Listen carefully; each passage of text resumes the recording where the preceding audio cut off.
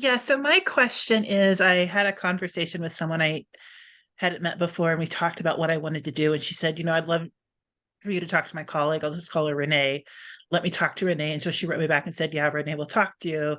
Here's her email address. So I've emailed Renee once, followed up, didn't hear back. And so I'm kind of going back to the first person and thinking like, because this isn't a case where I could go back and say, hey, I had this great conversation. So Right, when that right. happens, so I started to type like to the person like, hey, I haven't heard back from, your colleague.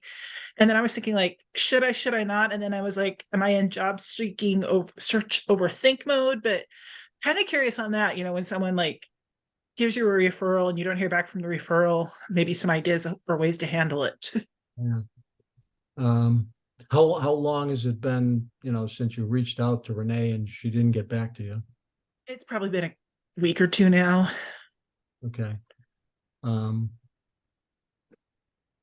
well, first of all, in these types of situations, we never know, you know, Yeah. what Renee's situation is. you know, um, she may at one end of the spectrum, maybe she never got the email. Okay, that's possible. Yeah. Um, B, she's just super busy. Annual conference, she just doesn't have a minute to spare. Um, she accidentally deleted your email. I mean, all of those things are possible. She could be ill. I mean, so there's just so many reasons why a person may not get back to you. I may wait another week or two, Deborah, and if you don't hear, then it would be all right to reach back out to the other, the person Person. introduction, and I would say, hey, I emailed Renee, but I haven't heard back from her. Is everything okay? Do you know if she's if she's still willing to do this? And if she is, great. But if not, I understand and just move on. Just let it go.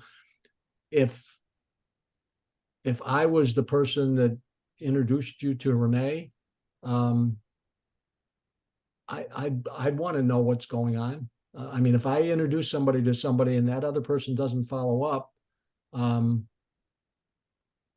You don't want to, yeah.